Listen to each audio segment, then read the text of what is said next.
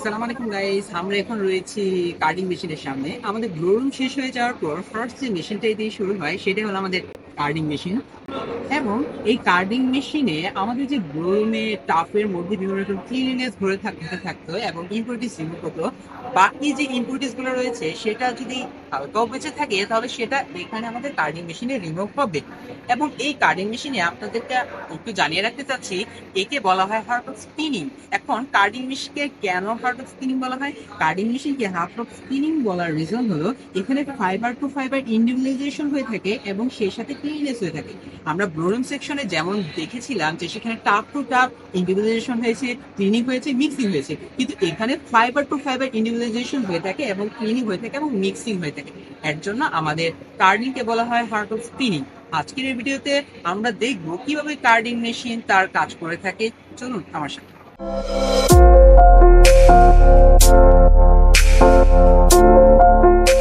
এখন আমরা রয়েছি কার্ডিং মেশিনের ইনপুট সেকশনে। এই ইনপুট সেকশনে আমাদের এখানকার ইনপুট হয়ে থাকে ল্যাব, যেটা আমাদের ব্লো রুমের আউটপুট ছিল। দ্যাট মিন্স ব্লো রুমের আউটপুটই আমাদের কার্ডিং মেশিনের জন্য ইনপুট হবে। এখানে মেইনলি কি হয়, আমরা এখানে পেছনে দেখতে পাচ্ছি যে আমাদের ল্যাব রয়েছে। ল্যাব রডের মধ্যে এই ল্যাব রডটা এখানে ল্যাব স্ট্যান্ডের উপর থাকে, যেটা নেক্সট যখন এই তো আমরা আরেকটা দেখতে পাচ্ছি ল্যাব রড, এই ল্যাব রড শেষ হয়ে যাওয়ার পর এই ল্যাবটা এখানে ইনপুট হবে। এখন কি হচ্ছে, এই ল্যাব রডটা আমরা এখানে ইনপুট হিসেবে এই ল্যাবটা আপনারা যদি দেখতে পাচ্ছেন এর নিচের পোর্শনে, অর্থাৎ এটা যত বেশি ডায়ামিটার কমতে থাকবে, এখানে যদি ল্যাব রড লাগানো থাকতো, এখানে যদি আমাদের ল্যাবটা লাগানো থাকতো তাহলে ল্যাবের ডায়ামিটার যত কমতে থাকবে সেটা আস্তে আস্তে তত নিচের দিকে যেতে থাকতো। এখন কথা হচ্ছে ল্যাবের ডায়ামিটার কমবে কিভাবে অথবা ইনপুটটা নেবইটা কিভাবে। আমরা এখানে দেখুন আমাদের আনওয়াইন্ডিং রোলার রয়েছে। এই আনওয়াইন্ডিং রোলারের মোশনটা হবে, যদি আমরা ওই পাশ থেকে দেখতে চাই তাহলে সেটা হবে এন্টি ক্লকওয়াইজ, এবং এটার সাথে এন্টি ক্লকওয়াইজ এর সাথে যদি এন্টি ক্লকওয়াইজ হয়ে থাকে তাহলে অবশ্যই আমাদের এখানে যে ল্যাব রয়েছে সেটার মোশনটা হবে ক্লকওয়াইজ। এই এন্টি ক্লকওয়াইজ এবং ক্লকওয়াইজ দ্বারা আমাদের এখানে ল্যাবটা আনওয়াইন্ড হবে। এই আনওয়াইন্ডিং ল্যাবটা পরের পোর্শনে চলে যাচ্ছে আমাদের ফিট প্লেট। এই ফিট প্লেটের উপর দিয়ে যেতে থাকবে এবং তারপরেই রয়েছে আমাদের ফিড রোলার। এই ফিড রোলারের নিচ দিয়ে আমাদের এই ল্যাবটা পরবর্তী পোর্শনের জন্য চলে যাবে।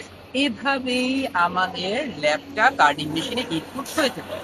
এখন আমরা কার্ডিং মেশিনের জন্য ইনপুট অলরেডি নিয়ে ফেলেছি। কার্ডিং মেশিনে ইনপুট নেওয়ার ফলে এখন আমাদের নেক্সট পোর্শনে যা হচ্ছে যে এখানে আপনারা যদি খেয়াল রাখবেন, দেখুন ফিড রোলারের উপরে রয়েছে প্রেসার বার। এই প্রেসার বারটা দেয়ার মেইনলি রিজনটা কি? প্রেসার বারটা দেয়ার রিজন হলো আমরা পূর্বেই জেনেছি যে আমাদের এখানে ফিডিংটা হয় প্রেসার রোলারের নিচ দিয়ে। দ্যাট মিনস এটা অবশ্যই, যেহেতু আমাদের এই ডিরেকশনের দিক দিয়ে ক্লকওয়াইজ মুভিং হবে, রোটেশন হবে, দ্যাট মিনস আমাদের সামহাও একটা পসিবল থাকবে এই তো যে এখানে ফাঁকা পোর্শন রয়েছে আপনারা দেখতে পাচ্ছেন, এই ফাঁকা পোর্শন দিয়ে আমাদের ল্যাবটা বাইরে চলে আসার একটা টেন্ডেন্সি থাকে। তাই এর প্রেসার বারটা দিয়ে দেওয়া হয় যেন সেটা বাইরে চলে আসতে না পারে। ঠিক এরপরে কাজটা করে থাকে আমাদের টেকার ইন।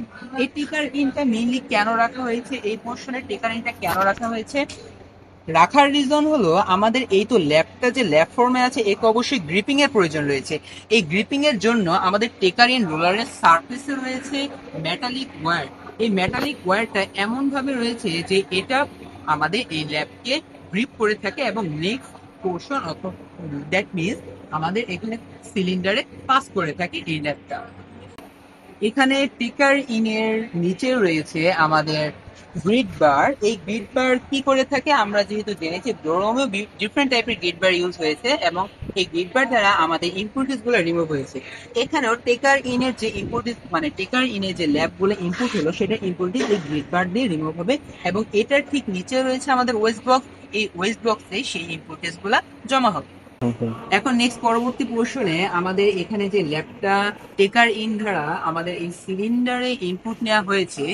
এখানে একটু বলে রাখি, এই সিলিন্ডারের যে ওয়্যারটা ইউজ করা হয়েছে সেটাকে বলা হয় মেটালিক ওয়্যার। মেটালিক টাইপের মেটালিক ওয়্যার ইউজ হয় এবং এখানে উপরে, তার ঠিক উপরে রয়েছে আমাদের ফ্ল্যাট বার। প্রত্যেকটি ফ্ল্যাট বারে আপনারা দেখতে পাবেন যে আমাদের রয়েছে ফ্লেক্সিবল ওয়্যার।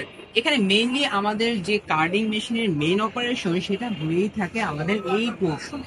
এখানে কি হয়, এখানে উপরে আমাদের ফ্ল্যাট বার রয়েছে, যেটাতে আমি অলরেডি বলে ফেলেছি ফ্লেক্সিবল ওয়্যার ইউজ হয়, এবং আমাদের সিলিন্ডার যেটাতে ইউজ হচ্ছে মেটালিক ওয়্যার। এখানে মেইনলি কি হয়, আমাদের যখন এখান থেকে এই পোর্শন থেকে ইনপুট হিসেবে সেই ল্যাবটা চলে আসে, তখন এই ল্যাবের নিচের পোর্শনে এই মেটালিক নিচের পোর্শনে রয়েছে মেটালিক ওয়্যার, এবং উপরের পোর্শনে রয়েছে আমাদের ফ্লেক্সিবল ওয়্যার। দুজনের মাঝে একটা অ্যাকশন ক্রিয়েট হয় যেটাকে বলা হয় কার্ডিং অ্যাকশন, এবং এর দ্বারাই আমাদের কার্ডিং মেশিনের মেইন কাজ। দ্যাট মিনস আমাদের এখানে কি হয়ে থাকে, ফাইবার টু ফাইবার ইন্ডিভিজুয়ালাইজেশন হয়ে থাকে, যেখানে আমাদের এটা হয়ে গেছে।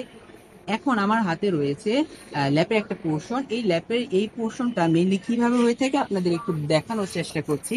এখানে দেখুন আমাদের টাফের একটা পোর্শন। এখানে মেইনলি কি হয়ে থাকে, এই টাফের সাথে আমাদের এই তো যে ফ্লেক্সিবল ওয়্যার রয়েছে সেটার সাথে এভাবে আমাদের কার্ডিং অ্যাকশনটা হয়ে থাকে, এবং আমাদের ফাইবার টু ফাইবার ইন্ডিভিজুয়ালাইজেশন ঘটে থাকে। এটাকে আমাদের সিলিন্ডার ওয়্যার এন্ড আমাদের এখানে ফ্ল্যাট বার রয়েছে, এবং সেই ওয়্যারের মাঝখানে এই অ্যাকশনটা ঘটে থাকে। এভাবেই আমাদের কার্ডিং মেশিনে ফাইবার টু ফাইবার ইন্ডিভিজুয়ালাইজেশন ঘটে থাকে। সিলিন্ডারের পরের পোর্শনে এখানে সিলিন্ডারের উপরে আরেকটা পোর্শন দেখতে পাচ্ছ, যেটাকে বলা হয় ব্রাশ। এই ব্রাশটা ফ্ল্যাট বারের উপরে অবস্থান করে থাকে। আমরা জানি ফ্ল্যাট বার আর সিলিন্ডারের মাঝে কাজ করে থাকে কার্ডিং অ্যাকশন। এই কার্ডিং অ্যাকশনের দ্বারাই আমাদের ফাইবারগুলো সেপারেশন হয়ে থাকে। এখন এই ফাইবারগুলোর কিছু কিছু পোর্শন যদি ফ্ল্যাট বারের সাথে লেগে যায়, তাহলে সেই পোর্শনটাকে রিমুভ করার কাজ করে থাকে আমাদের এই ব্রাশ পোর্শন। সিলিন্ডারের পরের পোর্শনে আমাদের চলে আসে ডফিং পোর্শন। এই ডফার, এখানে দেখো আমাদের যে একটা সিলিন্ডার রয়েছে, এই সিলিন্ডারকে বলা হয় ডফার। এই ডফার আর এই সিলিন্ডারের মাঝে যে অ্যাকশন ক্রিয়েট হয় সেটাকে বলা হয় ডফিং অ্যাকশন।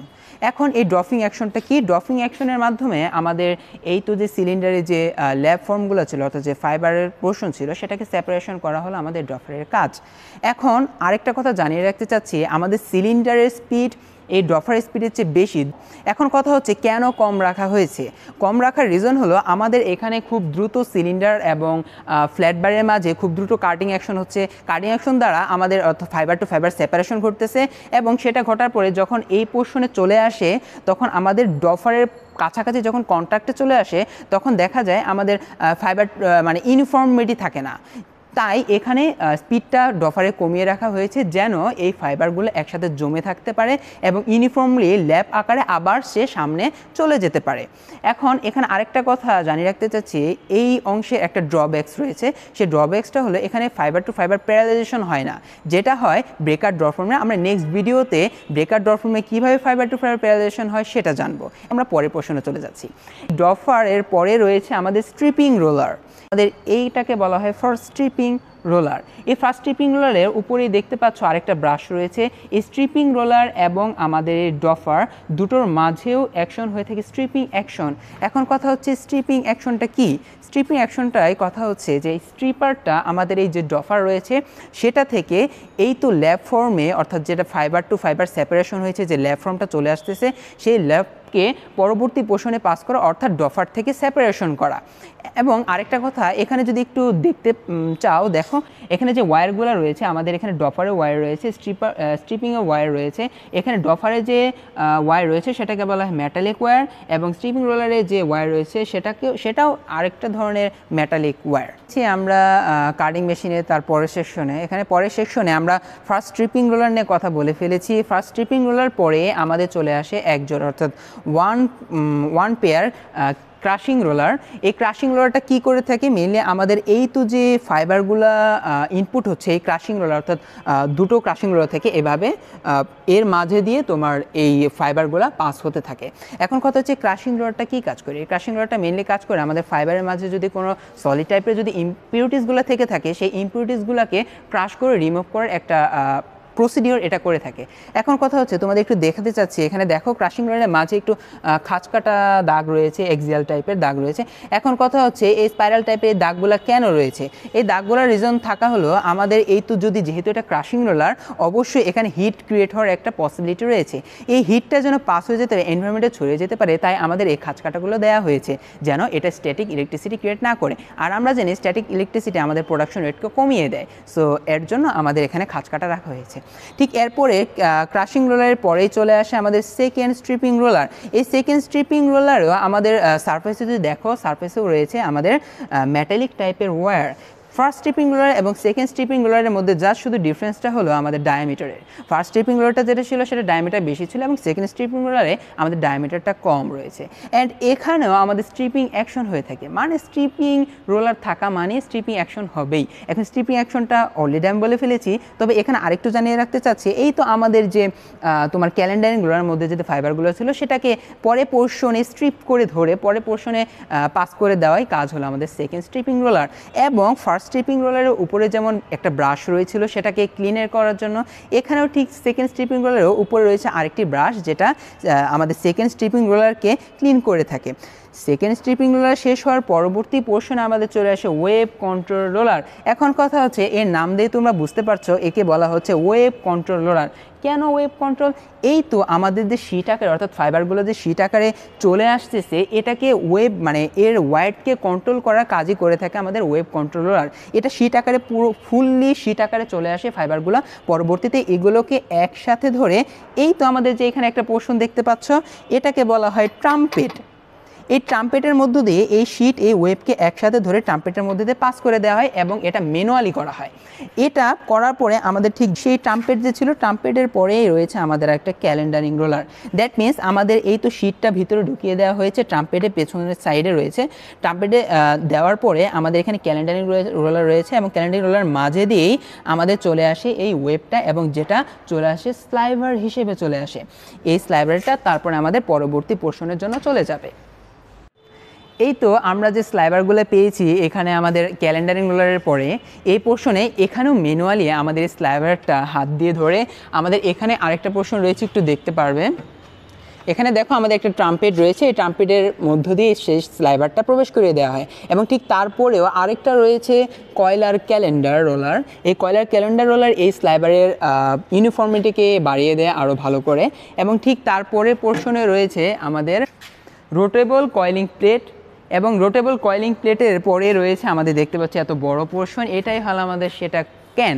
এখন এই ক্যানটাতেই আমাদের এই তো যে স্লাইভারটা ছিল, স্লাইভারটা গাইডিং হয়ে এখানে একটা গাইডার রয়েছে, এখানে দেখতে পাচ্ছ একটা গাইডার রয়েছে। এই গাইডারের মাধ্যমে আমাদের পরবর্তীতে এই ক্যানের মধ্যে স্লাইভারগুলো সংগ্রহিত হবে। এবং সেই এই তো যে ক্যান রয়েছে, ক্যানের নিচে রয়েছে আমাদের ক্যান টার্ন টেবিল। এই ক্যান টার্ন টেবিলটাও রোটেশন যেমন করতে থাকে এবং ঠিক যেমন এই গাইডটাও আমাদের রোটেট করতে থাকে। আমাদের এ পর্যন্ত যতগুলো ভিডিও রয়েছে বা ব্লোরুম সেকশন হোক বা এই পোর্শন হোক, এই ফার্স্ট আমাদের ক্যান ইউজ হয়েছে।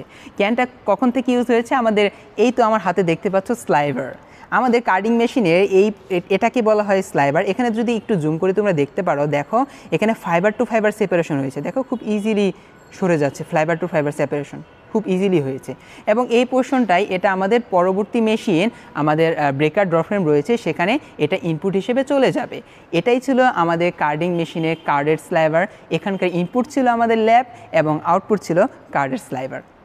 এখানে তোমাদের আরেকটা বিষয় জানিয়ে দরকার ছিল, এখানে আমাদের কার্ডিং মেশিনে 4 ধরনের অ্যাকশন হয়ে থাকে। চলো আমরা একটু জেনে নিই এই 4 ধরনের অ্যাকশনগুলো কী কী। আমাদের এখানে ফিড রোলার এবং টেকার ইন এই দুটোর মধ্যে যে অ্যাকশন হয়ে থাকে সেটাকে বলা হয় কম্বিং অ্যাকশন। পরবর্তীতে আমাদের এখানে রয়েছে সিলিন্ডার, এবং সিলিন্ডার আর ফ্ল্যাট বারের মাঝে যে অ্যাকশন হয়ে থাকে সেটাকে বলা হয় কার্ডিং অ্যাকশন। ঠিক তারপরে আমাদের সিলিন্ডার এবং আমাদের এখানে রয়েছে ডফার রোলার।